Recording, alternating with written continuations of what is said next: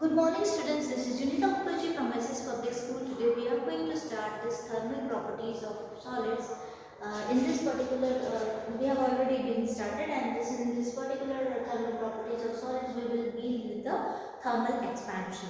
So how thermal expansion takes place? Thermal means it's a kind of a hotness of a body. How the thermal expansion takes place? And by giving hot, what kind of things are being changed? First the length will be changing, then the area will be changing, and then third will be the volume expansion. So first linear expansion, then the area expansion, and then volume expansion will take place in this thermal expansion category. So we have here deal with this particular thing as it is given in the value. Suppose the length is L, okay, when we are giving heat to it, the length will be more, that is del L upon L is equals to A1 del T.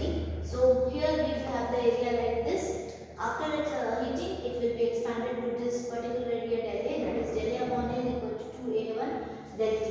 Volume is given by this, and just after the expansion, it will be increasing as this way. So del B upon B is equals to 3A1 del T itself.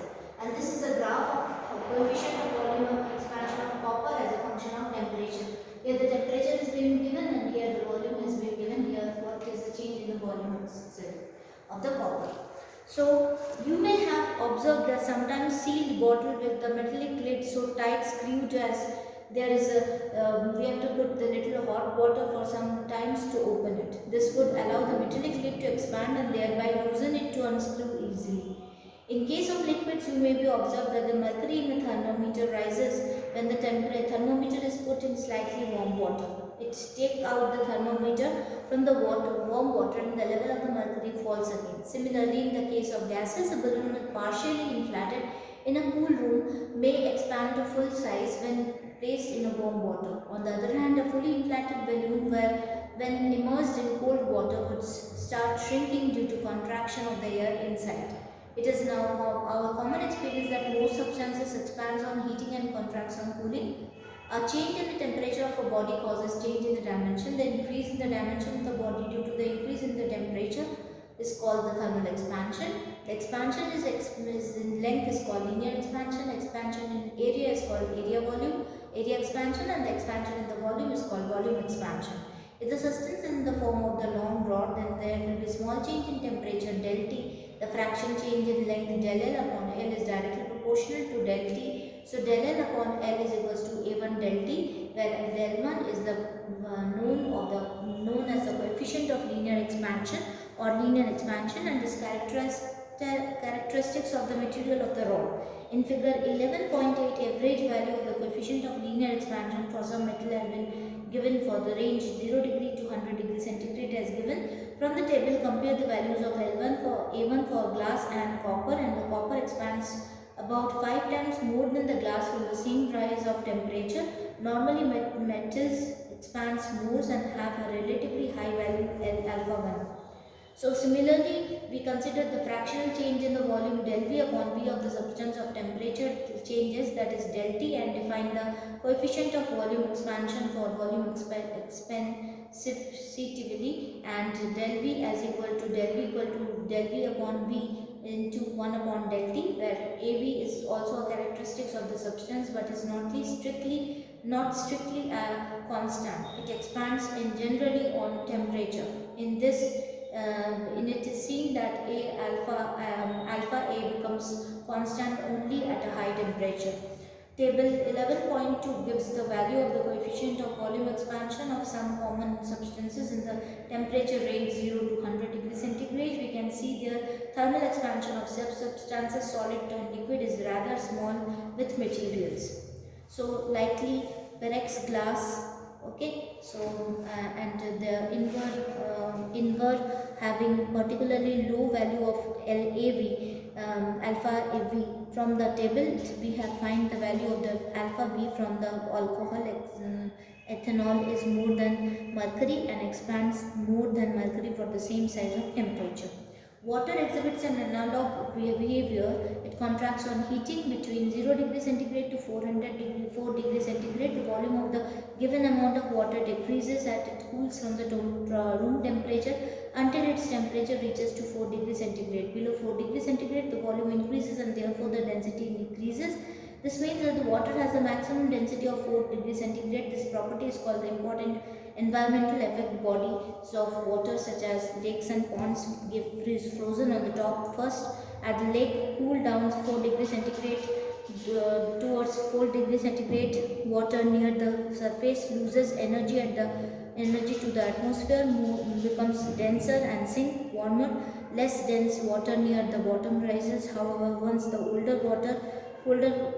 colder water on the top reaches a temperature below 4 degree centigrade, it becomes less dense and remains at the surface where it freezes. If water did not have this property, lakes and ponds would freeze from the bottom drip, which would destroy much of the animals and the plant life. Gases on the other hand, in the ordinary temperature expands more than solids and liquids. For liquids, the coefficient of the volume expansion is relatively independent of the temperature. However, the gases is independent on temperature. For an ideal gas, the coefficient of volume expansion, at least the constant pressure, can be found out to the radial gas is PV equal to mu RT.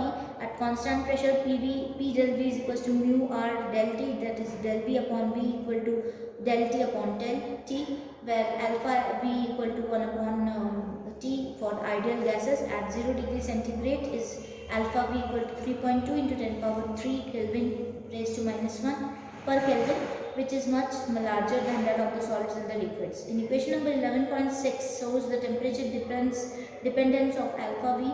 It decreases with the increased temperature. As a gas or in the room temperature, constant pressure is V equals about 3300 into 10 power minus 6 per Kelvin, as much as the order of the magnitude larger than the coefficient of the water volume expansion of typical liquids.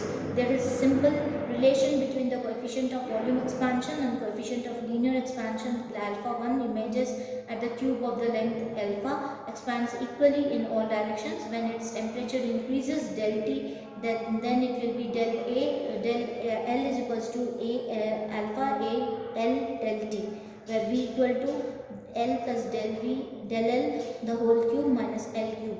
So 3L square del L. In equation number 11.7, terms at del L square del A square have been neglected since del A is small compared to that of L. So V equal to 3 del V del L upon L. This will be equal to 3 V L alpha 1 del T, which gives alpha V equal to 3 alpha 1 alpha L.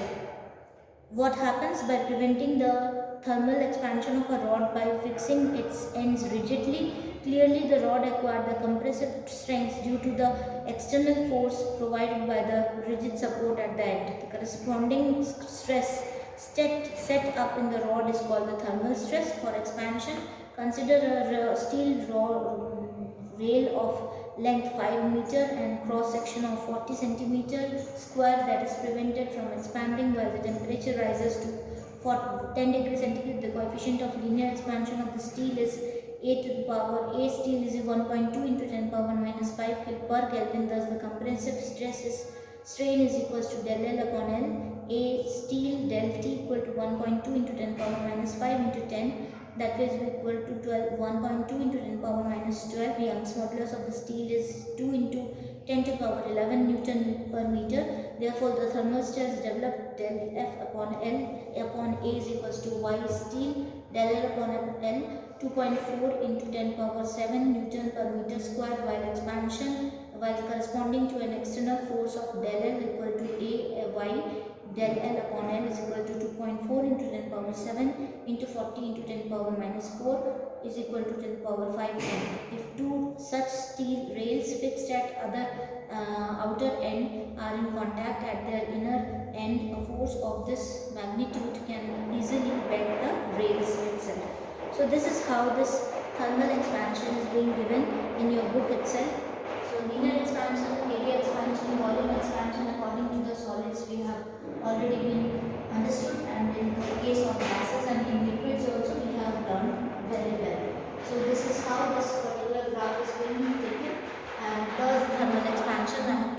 about it, and in the next class we will move towards the specific heat capacity of a substance and calorimeter, and then we will move on to the changes of the states and so on. Thank you, students.